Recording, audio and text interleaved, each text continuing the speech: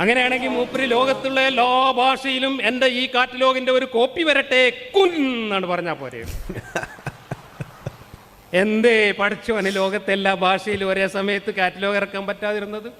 അള്ളാഹു എന്ന നിർമ്മാതാവ് തൻ്റെ സൃഷ്ടികൾക്ക് കാര്യങ്ങൾ എങ്ങനെയാണ് ജീവിക്കേണ്ടത് എന്ന് പഠിപ്പിക്കാൻ വേണ്ടി കൊടുത്തയച്ച മാനുവലാണ് എന്ന് പറഞ്ഞാൽ അത് ലോകത്തെ എല്ലാ ഭാഷയിലും ഓരോ കോപ്പി ഇറക്കണം. അള്ളാഹ്ക്ക് കഴിയാത്ത കാര്യമൊന്നുമല്ല.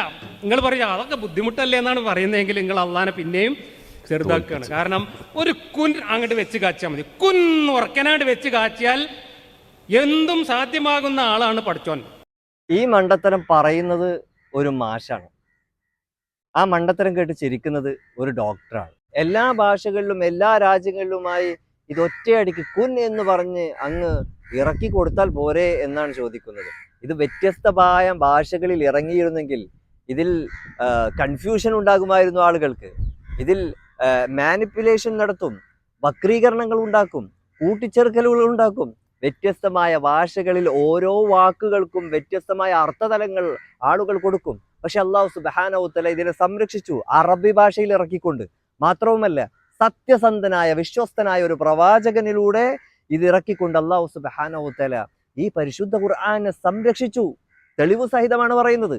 1400 വർഷങ്ങൾക്ക് മുമ്പ് ഏതൊരു ഖുർആനാണോ ഇറങ്ങിയത് ആ ഖുർആൻ തന്നെയാണ് ഇന്നും മനുഷ്യർ ഇവിടെ പാരായണം ചെയ്യുന്നത്, മനുഷ്യർ ഇവിടെ പഠിക്കുന്നത്. അത് വലിയൊരു അത്ഭുതമല്ലേ? ആ ഖുർആനിൽ മാറ്റങ്ങൾ ഉണ്ടായിട്ടില്ല. അപ്പൊ അതുകൊണ്ട് തന്നെ അല്ലാഹു സുബ്ഹാനഹു തആല ഇത് ഈ രീതിയിൽ ഇറക്കിയെങ്കിൽ അതാണ് അതിൻ്റെ ഏറ്റവും പരിപൂർണമായ പെർഫെക്റ്റായ രീതി എന്നുള്ളത് നമ്മൾ മനസ്സിലാക്കേണ്ടതുണ്ട്. അല്ലാഹു സുബ്ഹാനഹു തആല ആകാശഭൂമികളെ സൃഷ്ടിച്ച എല്ലാത്തിനും കഴിവുള്ള ഇന്നല്ലാഹ അലാ കുല്ലി ഷൈഇൻ ഖദീർ, എല്ലാത്തിനും കഴിവുള്ളവനാണ് അല്ലാഹു സുബ്ഹാനഹു തആല. ആ അല്ലാഹു സുബ്ഹാനഹു തആല അവൻ ഉദ്ദേശിച്ചത് നടപ്പിലാക്കും. പക്ഷേ അവൻ ഉദ്ദേശിക്കുന്നത് ഹിക്മത്തുള്ള കാര്യമായിരിക്കും. അവൻ ഹക്കീമാണ്. ഇന്നല്ലാഹ അസീസുൻ ഹക്കീം. അല്ലാഹു സുബ്ഹാനഹു തആല യുക്തിഭദ്രമായ കാര്യങ്ങളായിരിക്കും ഉദ്ദേശിക്കുന്നതും നടപ്പിലാക്കുന്നതും. 1 മുതൽ 10 വരെയുള്ള ക്ലാസ്സുകളുള്ള ഒരു സ്കൂളിൽ 1ാം ക്ലാസ്സിലേക്ക് ഒരു കുട്ടി അഡ്മിഷൻ എടുക്കുകയാണ്. ആ കുട്ടിക്ക് ആ സ്കൂളിൽ നിന്ന് 10 വരെയുള്ള മുഴുവൻ ടെക്സ്റ്റ് ബുക്കുകളും ഒരുമിച്ച് കൊടുക്കുമോ മാഷെ? ഒരിക്കലും കൊടുക്കൂല. ആ കുട്ടിയുടെ ലെവൽ അനുസരിച്ചിട്ടാണ് കുട്ടിക്ക് പഠിപ്പിച്ചു കൊടുക്കുക. 1ാം ക്ലാസ്സിൽ അതിനനുസരിച്ചിട്ടുള്ള ടെക്സ്റ്റ് ബുക്കുകൾ കൊടുക്കും. അടുത്ത ലെവലിൽ എത്തുമ്പോൾ ആ 2ാം ക്ലാസ്സിലേക്കുള്ള ടെക്സ്റ്റ് ബുക്കുകൾ കൊടുക്കും. ഇതാണ് ഒരു സ്കൂളിലെ പാഠ്യപദ്ധതി. ഈ പാഠ്യപദ്ധതിയെ പരിഹസിച്ചുകൊണ്ട് ഒരു വിഡ്ഢി വന്നുകൊണ്ട് പറയുകയാണ്, ഈ സ്കൂൾ എന്തിനാണ് ഇങ്ങനെ ചെയ്യുന്നത്? എല്ലാ ബുക്കുകളും യഥാർത്ഥത്തിൽ ഈ കുട്ടികൾക്ക് തന്നെയല്ലേ കൊടുക്കാനുള്ളത്? അതുകൊണ്ട് ഈ 10 വർഷത്തെ ബുക്കുകൾ ഒരുമിച്ച് അങ്ങ് കൊടുത്തൂടെ എന്ന് ചോദിക്കുന്നത് പോകട്ടെ. അങ്ങനെ ഒരു വിഡ്ഢിത്തം ഒരാൾ ചോദിക്കുന്നത് പോകട്ടെ. പക്ഷേ ആ വിഡ്ഢിത്തം കേട്ട് അതിനെ അംഗീകരിച്ചുകൊണ്ട് മറ്റൊരു വിഡ്ഢി ചിരിക്കുമ്പോൾ എന്താണ് അതിന് പറയാനുള്ളത്? അല്ലാഹു സുബ്ഹാനഹു തആലയെ സംബന്ധിച്ചിടത്തോളം അവന് ആ മനുഷ്യർക്കുള്ള വേദഗ്രന്ഥം പരിശുദ്ധ ഖുർആൻ എന്ന് പറയുന്നത് എന്താണ്? ഹുദൽ ലിന്നാസ്. അത് മനുഷ്യർക്കുള്ള മാർഗദർശനമാണ്. ആ മാർഗദർശനം ഒരുമിച്ച് ഒറ്റയടിക്ക് മനുഷ്യർക്ക് അങ്ങോട്ട് ഇറക്കി കൊടുക്കാൻ കഴിവില്ലാഞ്ഞിട്ടാണോ? അല്ല, അത് മനുഷ്യർക്ക് ഉപകാരപ്പെടണം. മനുഷ്യർക്ക് ഉപകാരപ്പെടുന്നതിന് വേണ്ടി, അതായത് ഖുർആൻ എന്ന് പറയുന്നത് ജീവിതത്തിൽ മുഴുവൻ പ്രാവർത്തികമാക്കേണ്ട ഒരു പാഠ്യപദ്ധതിയാണ്. ജീവിതത്തിലുടനീളം പ്രാവർത്തികമാക്കേണ്ട ഒരു ടെക്സ്റ്റ് ബുക്കാണ്.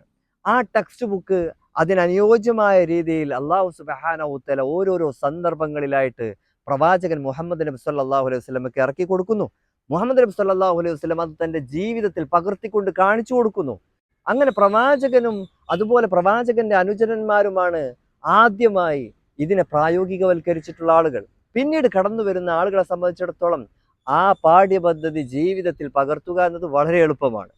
ഇങ്ങനെ ഇത് എളുപ്പമാക്കുന്നതിന് വേണ്ടി അല്ലാഹു സുബ്ഹാനഹു തആല സംവിധാനിച്ച ഒരു രീതിയാണ്. അതുകൊണ്ട് സഹോദരങ്ങളെ, ഇത്തരം വിഡ്ഢിത്തങ്ങൾ കേട്ട്, മണ്ടത്തരങ്ങൾ കേട്ട് അതാണ് സത്യമെന്ന് അറിവില്ലായ്മ കൊണ്ട് വിശ്വസിക്കുകയും അതിനു പുറകെ ആ മണ്ടത്തരങ്ങൾക്ക് പുറകെ പോവുകയും ചെയ്യുന്നത് ഒരിക്കലും നമുക്ക് ഭൂഷണമല്ല. സത്യസന്ധമായി പഠിക്കുക, ദീനിനെ ആത്മാർത്ഥമായി പഠിക്കുക, ഹിദായത്തിൽ ഉറപ്പിച്ചു നിർത്താൻ അല്ലാഹു സുബ്ഹാനഹു തആലയോട് പ്രാർത്ഥിച്ചു കൊണ്ടിരിക്കുക. അല്ലാഹു സുബ്ഹാനഹു തആല ഇത്തരം ഷറുകളിൽ നിന്ന് നമ്മെ കാത്തുരക്ഷിക്കുമാറാകട്ടെ എന്ന് പ്രാർത്ഥിക്കുകയാണ്. അസ്സലാമു അലൈക്കും വറഹ്മത്തുള്ളാഹി വബറകാതുഹു.